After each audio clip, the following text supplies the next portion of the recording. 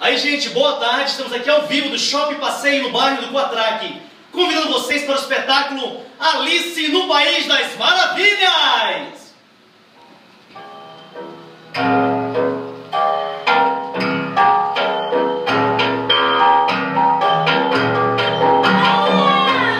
Que belo dia para se tomar um chá da tarde. Uma convidada.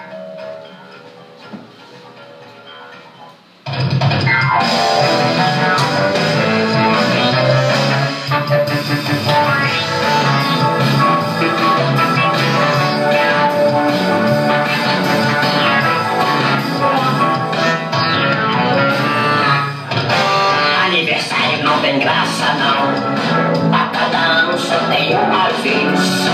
Bacana é a comemoração daquilo que é todo mês. Eu tô falando de algo especial, algo legal de se comemorar. Não é nada bem extraordinário, é o meu desaniversário. Vamos lá fazer o desaniversário.